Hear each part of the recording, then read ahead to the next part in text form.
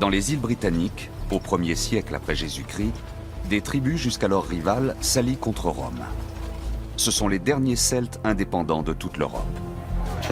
100 ans plus tôt, Jules César a battu Vercingétorix à Alésia et mis ainsi un terme à des siècles d'hégémonie celte en Europe occidentale. Seules les tribus peuplant l'autre rive de la Manche peuvent encore vivre librement selon leurs coutumes.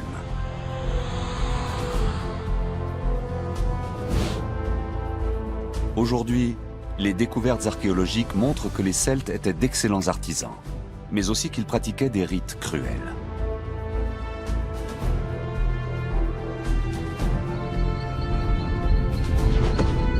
Lorsque les Romains se lancent à la conquête du dernier bastion celte, c'est toute une civilisation qui est menacée de disparaître. C'est une femme qui va prendre la tête de la résistance. Son nom est Boudica.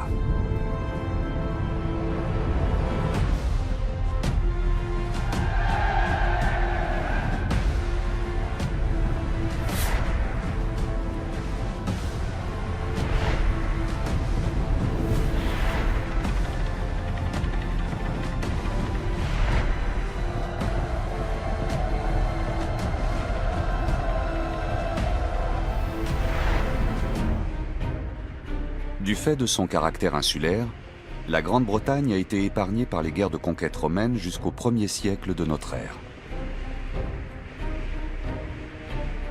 Elle n'en éveille pas moins les appétits de Rome, et en 43, l'empereur Claude finit par l'envahir.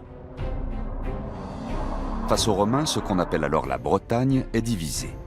Les tribus de l'Ouest résistent, mais à l'Est, les Icènes et les Trinovantes pactisent avec l'ennemi.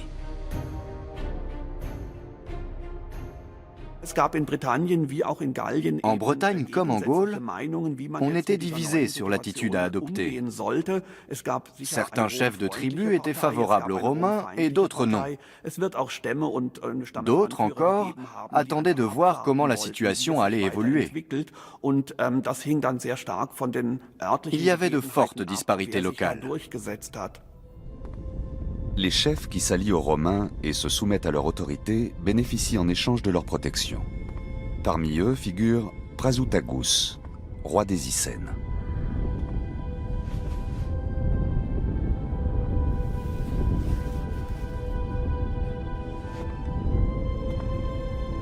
À sa mort, en l'an 60, Prasutagus lègue la moitié de son royaume aux 2 filles qu'il a eues avec Boudica, son épouse.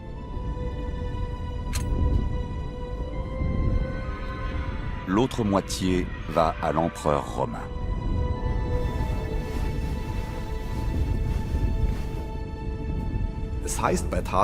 D'après Tacite, Prasutagus lègue son royaume à ses 2 filles et à l'empereur Néron. Il le fait sans doute dans l'espoir qu'ainsi la part du royaume dévolue à ses filles soit préservée.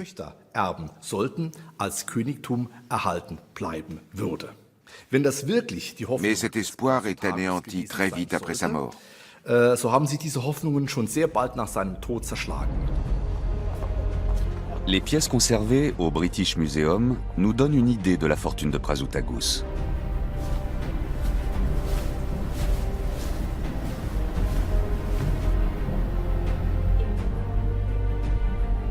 Les Icènes régnaient sur un territoire qui correspond aujourd'hui à Norwich et ses environs. Ils entretenaient des relations étroites avec les Celtes peuplant l'autre rive de la Manche. Ils se sont enrichis par le commerce, jusqu'à posséder un trésor exceptionnel qui a été découvert par hasard à Snetisham au siècle dernier. En 1948, un fermier a trouvé de grosses tiges dorées dans son champ. Il pensait que ça faisait partie d'un lit en cuivre forgé et il les a laissées au bord du champ. Mais en fait, il s'agissait de torques en or. Quand les archéologues s'en sont aperçus, ils ont fouillé tout le site. Le torque, du latin torquere ou tordre, est un collier répandu dans tout le monde celte.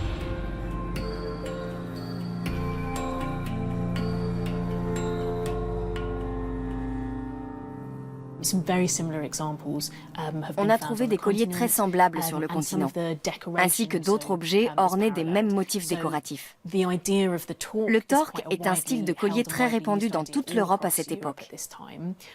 Il y a des différences d'une région à l'autre, mais tous ces colliers présentent des similitudes et sont composés d'une épaisse tige de métal.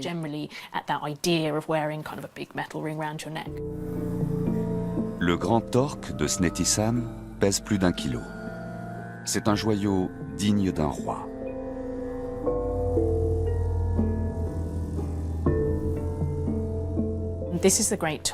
Voici le grand torque. L'orfèvre a commencé par faire des torsades de 8 fils de quelques millimètres d'épaisseur, forgés à la main. C'est un travail assez fastidieux. Ensuite, il a tressé le torque avec 8 torsades de 8 fils, soit 64 fils en tout. Les 2 anneaux terminaux ont été coulés à la cire perdue.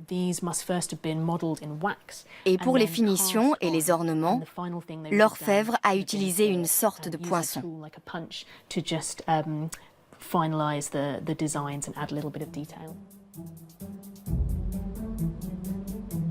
Mais tout ce qui brille n'est pas d'or. L'examen au microscope électronique révèle un détail étonnant. Ce bijou est en plaqué or. D'autres examens confirment que les Celtes pratiquaient la dorure au feu ou dorure au mercure, sur des métaux comme l'argent, le cuivre, le laiton ou encore le bronze. Ainsi, non seulement ils maîtrisaient ce procédé délicat, mais en plus, ils savaient où se fournir en mercure. D'abord, il faut avoir accès au mercure. Il l'importe probablement du continent. On sait qu'il y a des mines en Espagne notamment. Ensuite, le fait qu'ils connaissent cette technique, qu'ils importent le mercure et qu'ils réalisent ces dorures, montre qu'ils sont vraiment très évolués. Après la mort de son époux, la reine Boudica espère conserver son influence dans sa tribu. Ses 2 filles n'ont-elles pas hérité du royaume?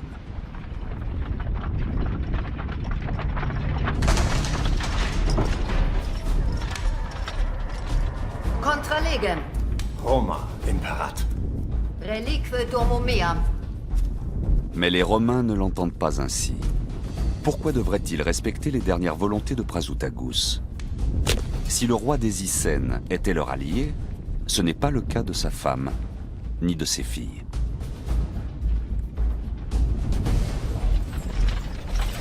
Le proconsul décide d'occuper tout le royaume. Pourquoi? On ne le sait pas exactement.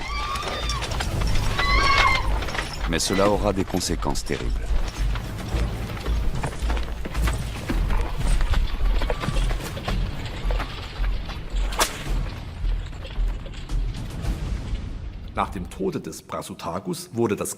Après la mort de Prasutagus, les Romains envahissent tout le royaume et l'annexent à la Bretagne romaine. Leur brutalité est telle que même l'historien Tacite s'en émeut lorsqu'il écrit « Son royaume en proie à des centurions et sa maison, livrée à des esclaves, furent ravagées. » Tacite ajoute que Boudica est battue et ses filles déshonorées.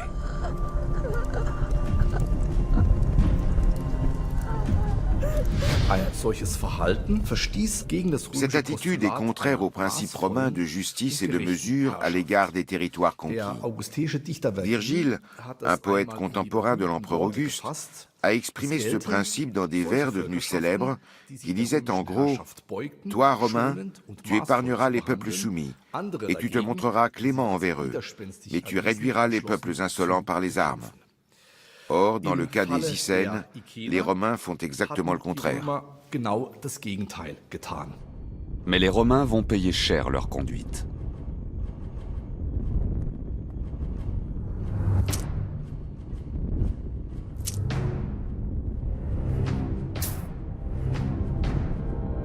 Boudica ne se résout pas à son sort.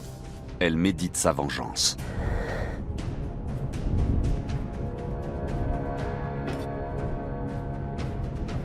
Elle nourrit une colère sans borne contre l'occupant qui a rompu son pacte avec les Icènes.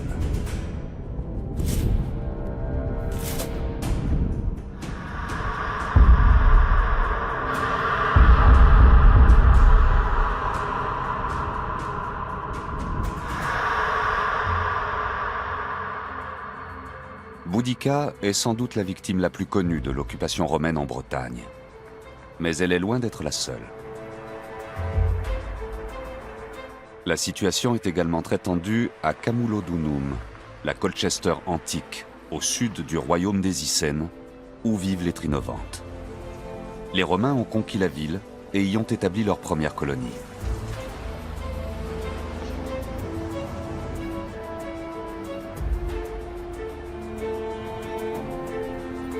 Un édifice va devenir le symbole de leur occupation. Le temple de Claude était le haut lieu du culte de l'empereur en Bretagne. Il jouait un rôle comparable à la cathédrale de Canterbury aujourd'hui. Les prêtres y vénéraient l'empereur Claude déifié. Ce temple est devenu le symbole de l'occupation romaine en Bretagne parce qu'il était totalement étranger et qu'il avait été imposé par l'occupant. La population locale l'avait en horreur. Aujourd'hui, le château de Colchester, d'époque normande, s'élève sur les fondations du temple de Claude.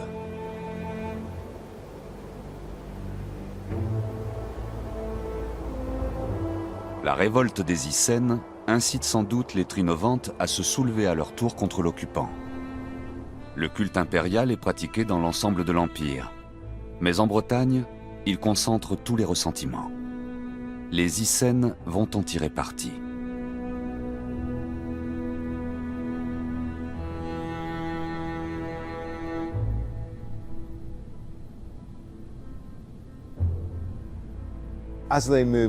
Pendant leur marche vers le sud, les Icènes ont reçu l'appui des Trinovantes, très remontés contre l'occupant romain, qui les avait forcés à construire le temple de Claude.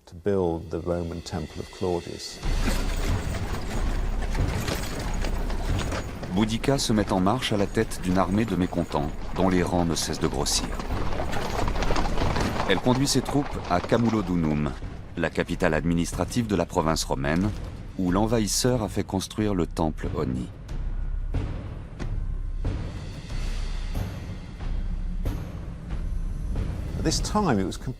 À l'époque, la ville n'avait aucune défense, ni rempart, ni douve. C'était une ville ouverte dans laquelle on entrait librement. L'ancienne cité des Trinovantes possédait bien des défenses, mais les Romains les avaient rasées. Cela leur sera fatal.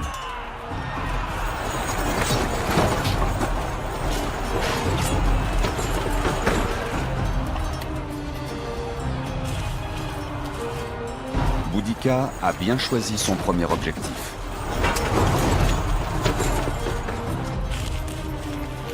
Camulodunum est la première colonie de vétérans romains de Bretagne. En l'attaquant, la reine des Icènes frappe au cœur de la province romaine.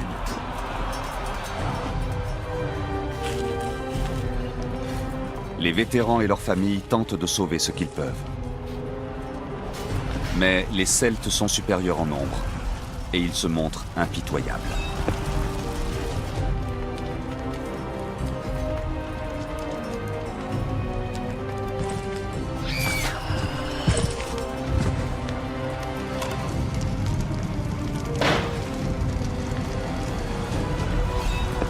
Le pillage de Camulodunum n'est qu'un début.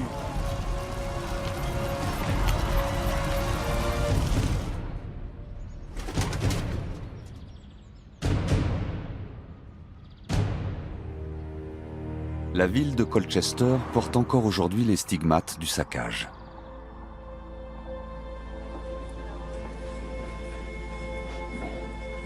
Quelques minces couches de terre séparent les édifices modernes des vestiges antiques.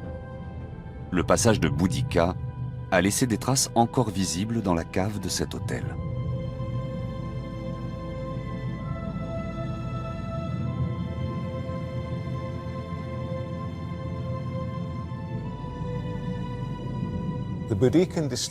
La destruction de la ville par Boudica correspond à une couche de terre brune très distincte, comme on en voit souvent dans les fouilles archéologiques. C'est une couche faite des cendres des bâtiments en clayonnage enduit de torchis. Elle est quasiment noire. C'est une trace absolument remarquable de cet événement marquant de l'histoire de Colchester.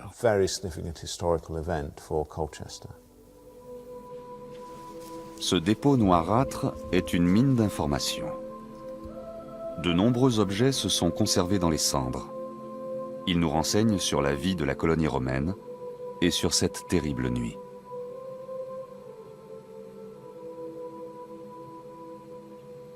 Une famille a mis ses objets de valeur en sécurité. Elle ne les a pas ensevelis très profondément ni avec beaucoup de soin. On a l'impression qu'elle a fait ça dans l'urgence. Ce trésor est resté enfoui près de 2000 ans.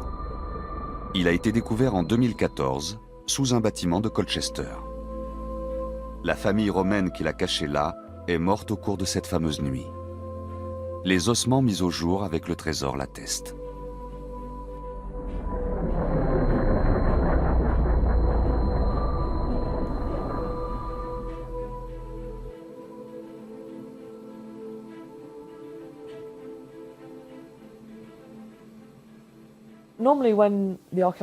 En général, lorsqu'on découvre des objets datant de la destruction de la ville par Boudica, on trouve peu de vestiges humains.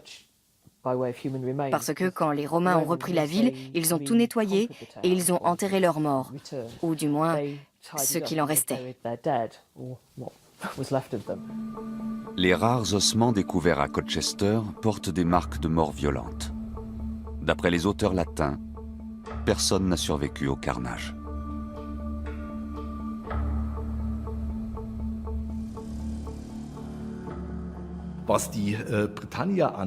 Il y a un passage célèbre en rapport avec la révolte de Boudica où Tacite affirme que les Bretons préfèrent massacrer 70 000 Romains que les vendre comme esclaves.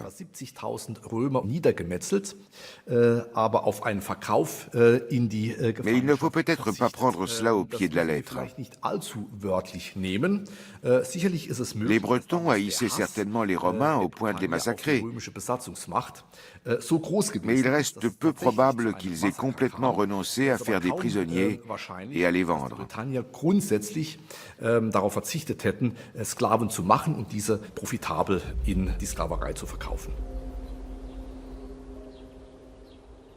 Les Celtes n'étaient pas tendres avec les armées vaincues. De nombreux sites archéologiques le montrent à travers tout le monde celte. Ils pratiquaient même le sacrifice humain.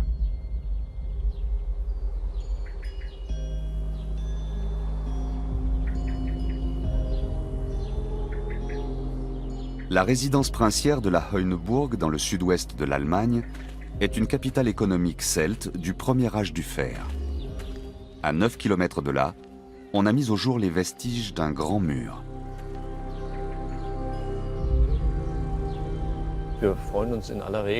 En général, on est tout content quand on découvre 2 ou 3 pierres qui tiennent encore debout.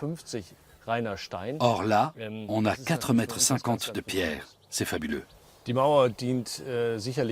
Ce mur n'était certainement pas une fortification. Il ne servait pas à défendre la place. C'était avant tout un ouvrage destiné à impressionner le visiteur, parce qu'on ne connaissait pas tellement de murs en pierre à l'époque. C'était une architecture prestigieuse.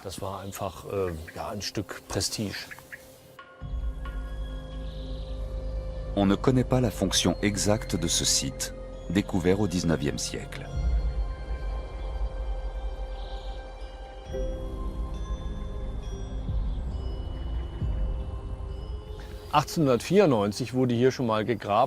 Le site a déjà été fouillé en 1894. Malheureusement, les archéologues n'ont laissé aucun document, à part une petite note indiquant la découverte de 6 squelettes humains dans ce qui est présenté comme une fosse commune mesurant 4 mètres de profondeur.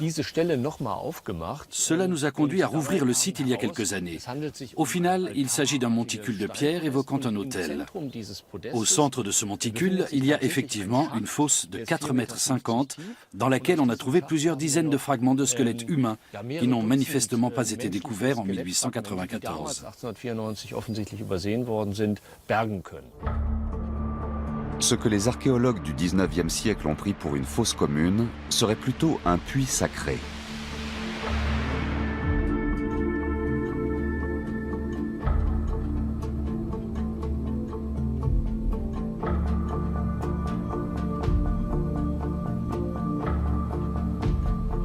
Ce puits s'enfonce profondément dans la roche.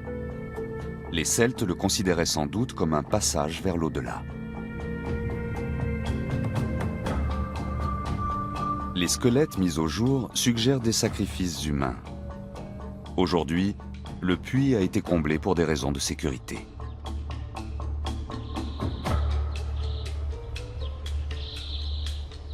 Die Funde sprechen dafür, dass hier Les vestiges qu'on a découverts semblent indiquer des pratiques rituelles qui n'étaient pas ordinaires. Des inhumations hors du commun, pour le dire prudemment. für Sonderbestattungen von Menschen. Ailleurs, dans le monde So etwas celte, kennt man aus anderen on Teilen déposait der des offrandes aux Welt, dieux dans ce genre de fosse. als Gaben für die Götter. Ce site sacré est contemporain de la résidence princière de la Heuneburg, construite quelques kilomètres plus loin. On peut supposer qu'il lui était rattaché.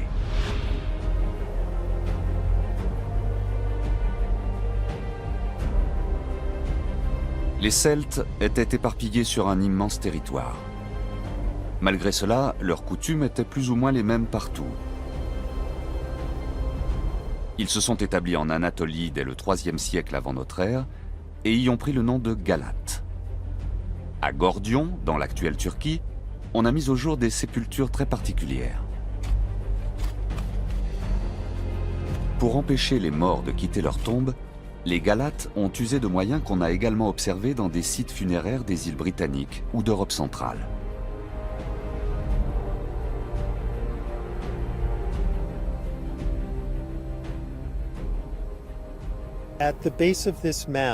Au pied de la montagne, là-bas, on a retrouvé dans une fosse un cimetière assez différent de ceux qu'on met généralement au jour. Il contenait de nombreux squelettes humains mélangés à des squelettes animaux. On a trouvé des nuques brisées et des traces de strangulation. Visiblement, il s'agissait de sacrifices humains. Il n'y avait pas de sexe ou d'âge particulier pour ces sacrifices. Les victimes étaient aussi bien des hommes que des femmes, des jeunes enfants que des adultes de 50 ans. Grâce aux céramiques et aux pièces de monnaie qu'on a mises au jour, on peut rattacher ce cimetière à la période de l'occupation celte.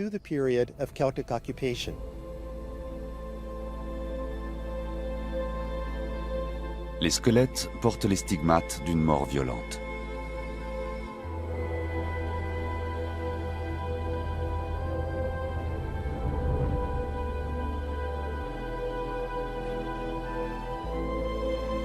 Les Galates ensevelissaient leurs victimes sous des pierres pour éviter qu'elles ne reviennent les hanter. On ignore le sort réservé par les troupes de Boudica aux Romains vaincus.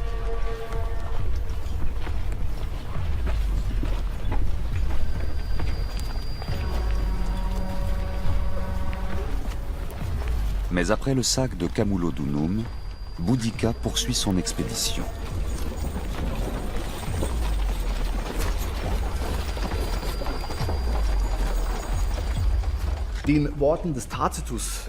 D'après Tacite, la révolte a débuté chez les Icènes, dans le sud-est de la Bretagne.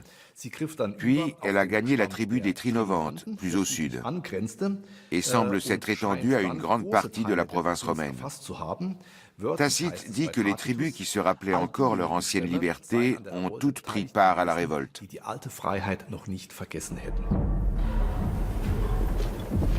De nombreuses tribus rejoignent l'arène des Icènes.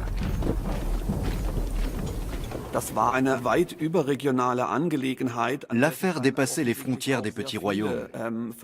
De nombreux peuples ont pris part à la révolte. Beaucoup de mécontents qui attendaient de voir comment les choses allaient tourner ont fini par se ranger aux côtés des insurgés. Ce n'était pas un petit soulèvement local comme il y en avait régulièrement ici ou là. Boudica et son armée se dirigent vers le sud. La reine marche sur la cité romaine de Londinium.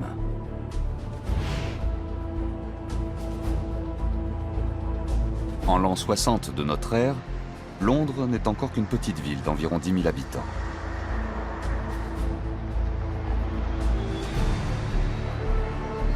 Sa situation privilégiée sur la Tamise en fait un important carrefour de commerce. D'innombrables négociants s'y établissent pour échanger des marchandises avec le continent européen. Rien ne permet de prédire le rôle éminent qu'elle jouera dans le monde des siècles plus tard.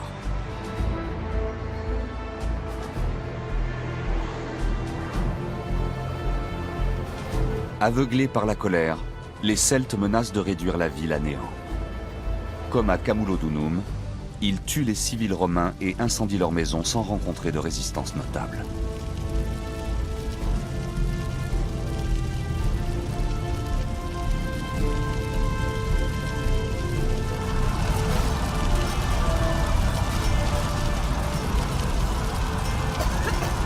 Si Londinium est à leur merci, c'est parce que les troupes romaines se trouvent à l'autre bout de la province.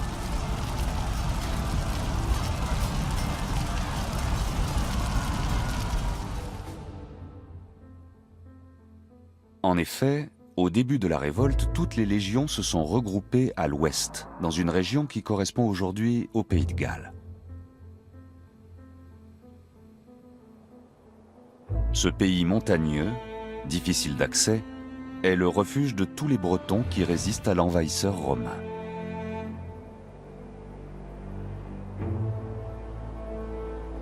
Suetonius Paulinus, le nouveau gouverneur de la province, a décidé d'en finir avec ce foyer d'insurrection.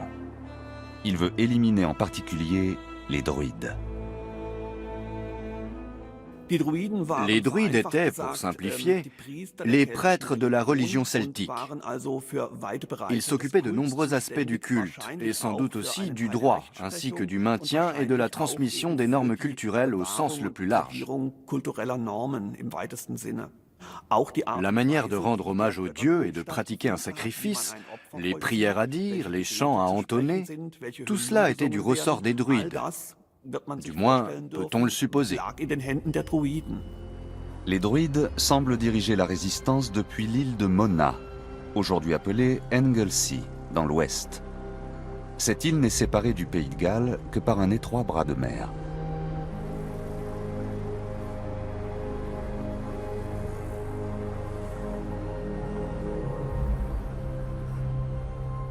Der römische Befehlshaber Suetonius Paulinus Le gouverneur romain Suetonius Paulinus a fait construire des navires pour transporter les fantassins jusqu'à l'île.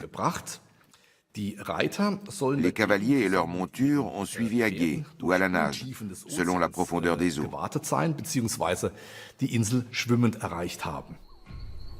L'armée la plus puissante de l'époque, l'armée romaine, est quasiment invaincue à terrain découvert. Les légionnaires ne craignent pas de se battre. Mais ils sont saisis d'effroi lorsqu'ils découvrent la cérémonie sinistre à laquelle se livrent les druides.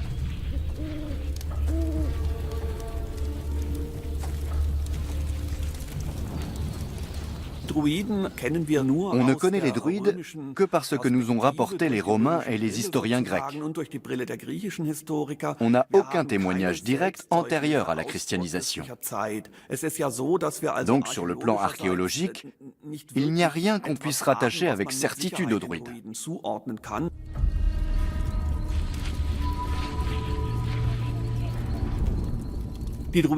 Les Grecs et certains auteurs romains considéraient les druides comme des philosophes. Or, dans la tradition antique, les philosophes portent une barbe. Voilà pourquoi on représente les druides avec une barbe. Les druides apprennent par cœur tout ce qui relève de la religion. Plus d'un reste 20 ans à l'école, d'après César, ce qui leur vaut une réputation de grands savants. Mais les Romains retiennent surtout que les druides célèbrent des rites primitifs, en particulier des sacrifices humains.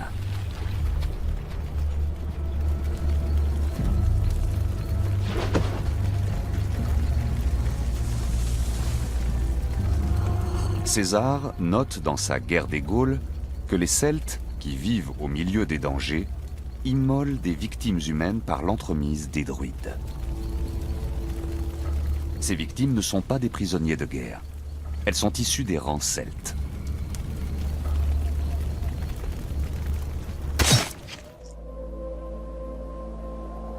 Aujourd'hui encore, on retrouve la trace de ces sacrifices humains dans les tourbières du comté de Meath, en Irlande. Les tourbières étaient des lieux sacrés, tout comme les grottes et les puits.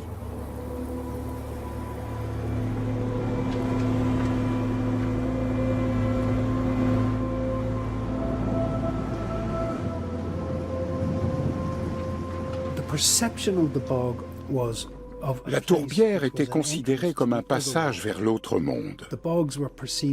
On la voyait de couleur rouge. Et on pensait que la nuit, le soleil passait sous la terre, dans sa chambre nocturne de l'autre monde, et que c'était ce qui donnait sa couleur à la tourbière. C'était un site sacré dans l'Antiquité.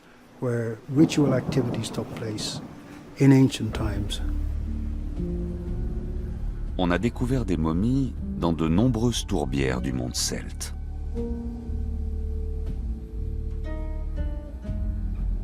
Bien qu'elles soient âgées de plusieurs millénaires, ces momies sont étonnamment bien conservées. On voit parfaitement la marque des sévices exercés du vivant des victimes.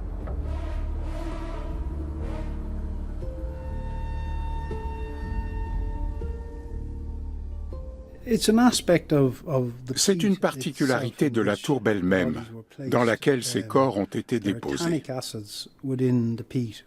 D'abord, les gaz qui s'échappent de la tourbe ont pour effet de tanner les chairs et les peaux. Ensuite, la sphaigne contenue dans la tourbe a des propriétés antiseptiques, elle tue les bactéries. Enfin, il y a le manque d'oxygène. Tous ces éléments réunis contribuent à préserver les corps, à empêcher leur décomposition.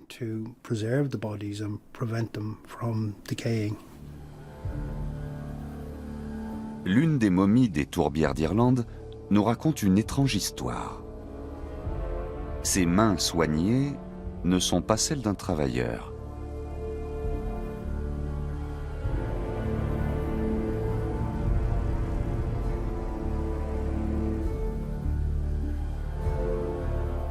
On voit clairement qu'on lui a tranché la tête et coupé le tronc à la taille. Un lien de cuir tressé lui encercle le bras gauche. Ses vêtements n'ont pas été retrouvés.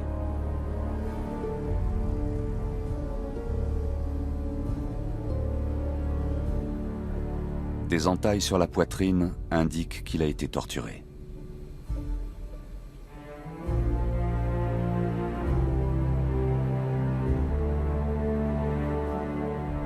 Un autre homme, dont la momie a été découverte à Clonykevan, a subi le même sort. Il a reçu plusieurs coups mortels à la tête.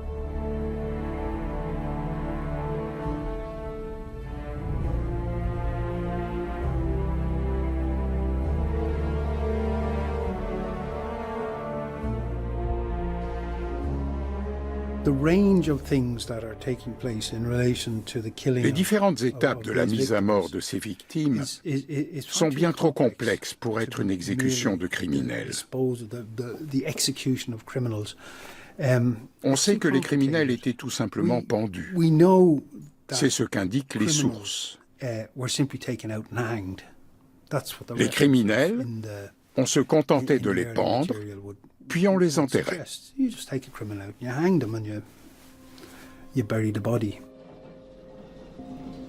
La plupart des momies des tourbières portent la marque de coups mortels.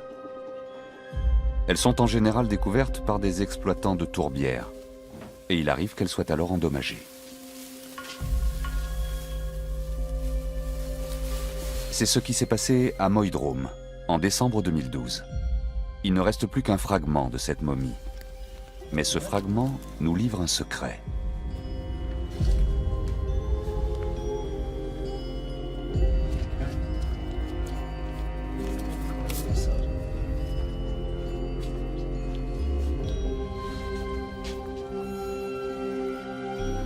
La radiographie révèle la présence de nombreuses billes dans l'estomac. Il s'agit de noyaux de fruits. Mais cet homme n'en a pas ingéré qu'une poignée. Tout son estomac en est rempli.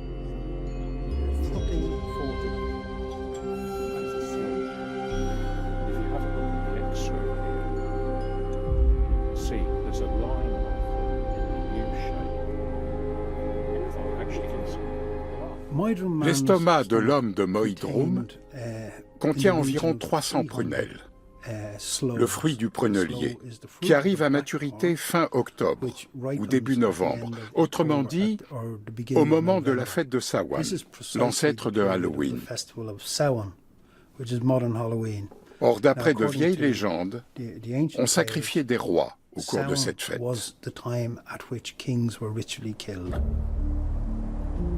D'après Eamon Kelly, les momies des tourbières d'Irlande sont des rois ou des prétendants au trône qui ont failli à leur devoir. Ils ont été offerts en sacrifice aux dieux. La tourbière sacrée était l'endroit idéal pour cette immolation.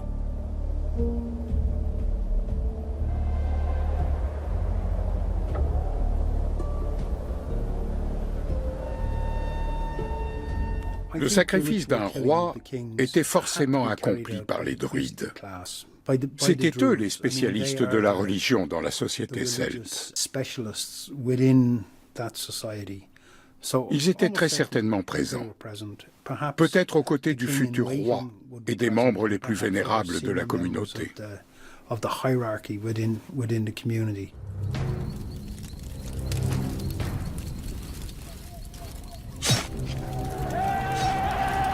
Pour en finir une bonne fois pour toutes avec ces sacrifices humains, les Romains n'hésitent pas à tuer tous les druides de l'île de Mona.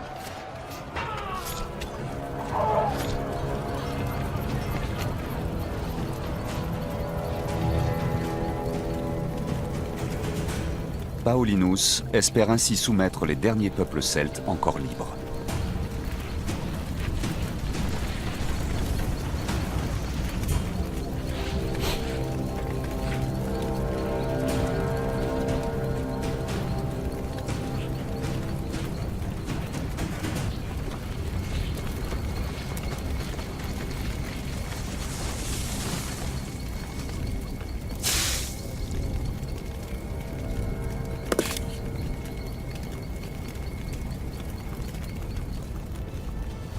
Le prestige des druides et des princes celtes était immense.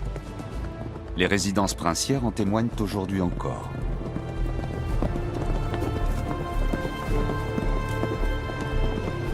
Le Glauberg est situé dans le centre de l'Allemagne. Peuplé dès le 5e millénaire avant notre ère, il a connu son apogée à la période celte, au 5e siècle avant Jésus-Christ.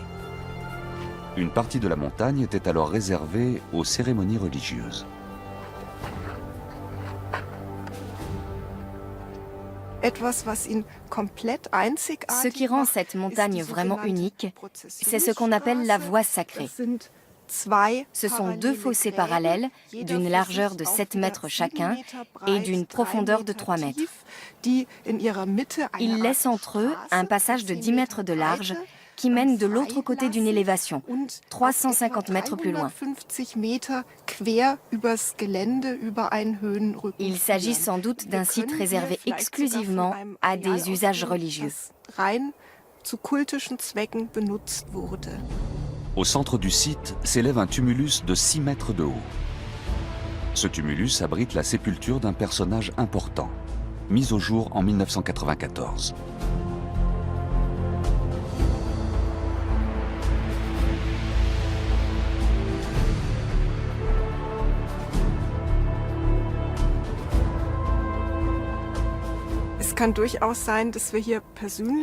Il est tout à fait possible que les personnages enterrés ici aient occupé un rang élevé dans le monde séculier, tout en exerçant des fonctions religieuses.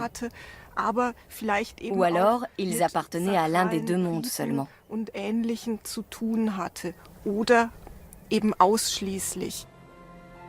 Cette statue désormais célèbre a été découverte dans une tombe circulaire proche, avec les vestiges de 3 autres statues. Le prince de Glauberg est tout à fait exceptionnel.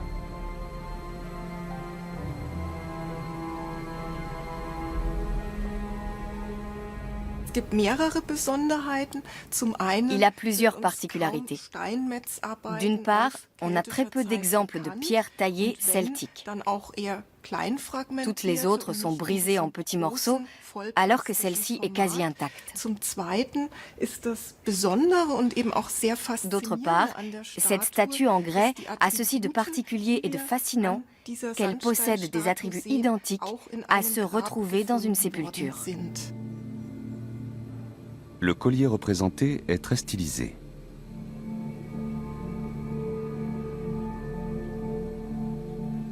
Mais il ne fait guère de doute qu'il s'agit du collier en or mis au jour dans une tombe voisine, avec d'autres objets funéraires.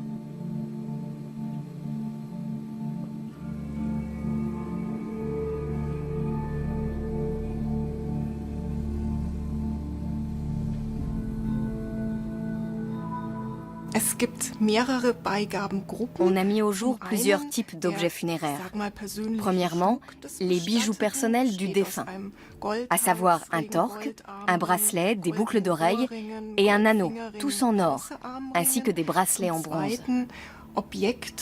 Deuxièmement, des objets qui indiquent une activité guerrière, notamment une épée et un bouclier, ainsi qu'un arc et des flèches qui servaient peut-être à la chasse. Troisièmement, une magnifique cruche à bec contenant un dépôt d'hydromel fermenté.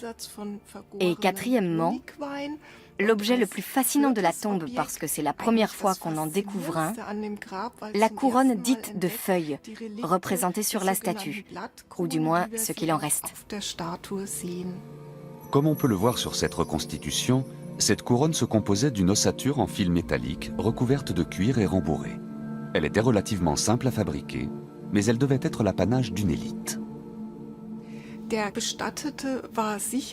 défunt était sûrement un personnage de haut rang dans la société celte du premier âge du fer. On ne sait pas exactement ce que symbolisait cette couronne de feuilles. Elle avait peut-être une fonction lors des cérémonies rituelles, mais on n'a aucune certitude.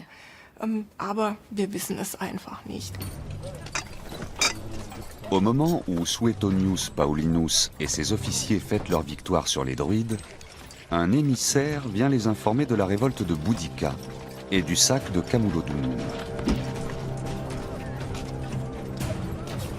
Le massacre des druides n'a fait qu'attiser la colère des Celtes.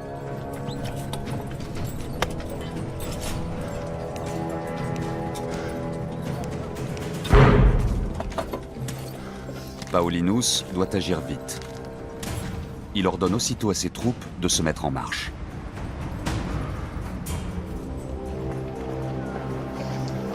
Les deux armées ennemies avancent l'une vers l'autre sur Watling Street, une voie romaine qui relie l'ouest au sud de la Bretagne. L'affrontement aura lieu quelque part sur cette voie, et il sera décisif.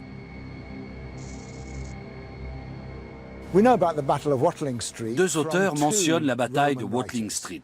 Tacite est le plus célèbre, mais il y a aussi Dion Cassius.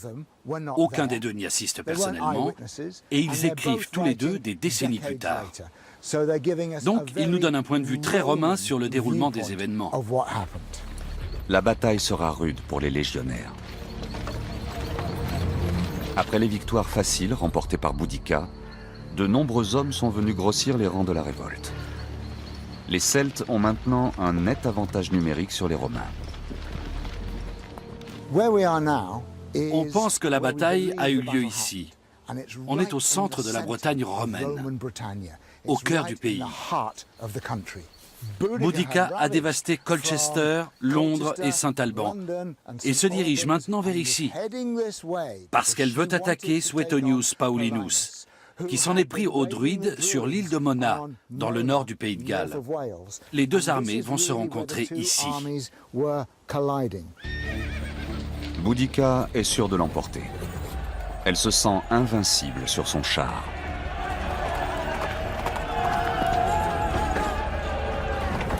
Pourtant, ce char va la conduire à sa perte. Le char a été inventé en Orient, il y a 2000 ans déjà. Mais l'armée romaine ne les utilise que très rarement. Jules César fournit quantité de détails sur l'usage que font les Celtes de leurs chars dans les combats, comme s'ils n'avaient jamais vu de chars. Il semble surpris que les Bretons en utilisent encore. Mais il est impressionné par le dispositif. Ce char est très bien conçu. Il paraît très simple, mais il possède un plancher solide et des arceaux qui ne doivent rien au hasard. Si je suis le guerrier de ce char et que je m'apprête à lancer mon javelot, comme César le rapporte, je bloque mon pied ici et je cale mon genou là, contre ces trois arceaux. C'est très confortable et très stable pour lancer le javelot. Si l'ennemi est de l'autre côté, j'ai juste à me tourner.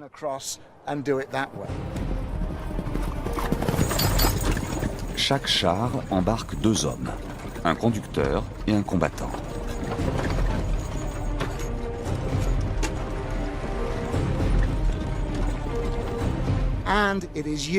Ce char sert de taxi sur le champ de bataille.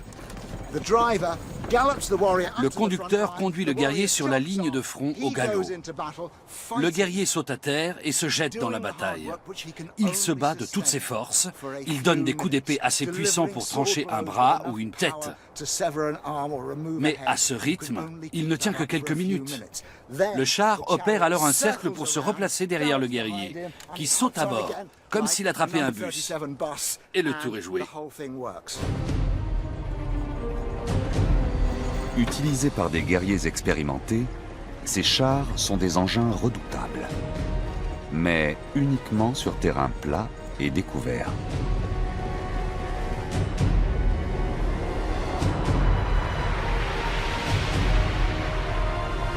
Pour l'emporter, les Romains devront donc combattre dans les bois.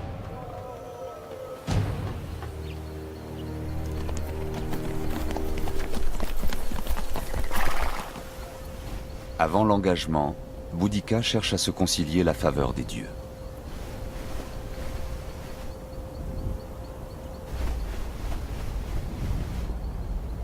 D'après l'historien Dion Cassius, la reine commence par invoquer la déesse Adrastée. Puis elle lâche un lièvre, dont la course indiquera l'issue de la bataille.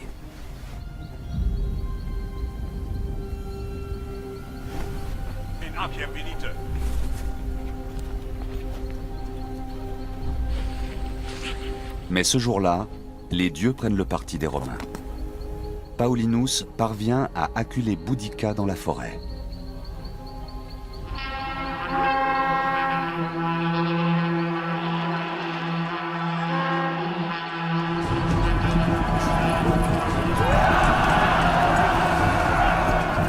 Les guerriers celtes ne peuvent pas utiliser leurs chars.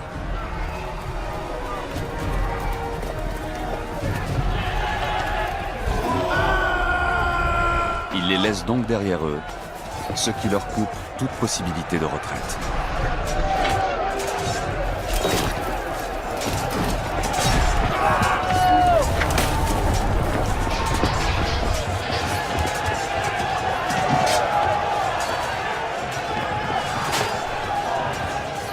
Malgré leur supériorité numérique, ils seront finalement battus par les Romains.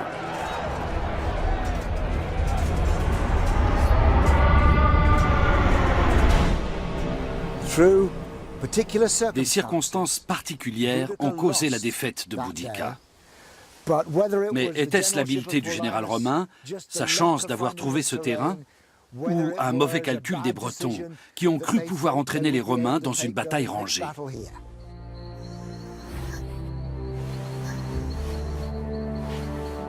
Boudica ne sera pas tué dans la bataille. Mais les anciens sont d'avis différents quant à son sort.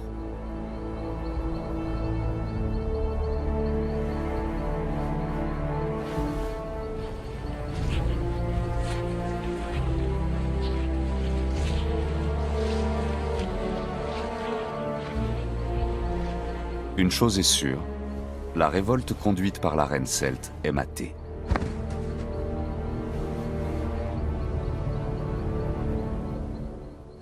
Quelle qu'en soit la cause, la défaite est désastreuse. Rome s'impose et va dominer les îles britanniques durant les 4 siècles à venir. Résultat, nous sommes aujourd'hui les héritiers d'une société romaine stricte. Seules des bribes de la civilisation celtique pourront subsister, dans les régions reculées du nord et de l'ouest de la Grande-Bretagne, ainsi qu'en Irlande et dans la Bretagne française. Sur ces territoires, on continue encore aujourd'hui de perpétuer l'héritage des Celtes.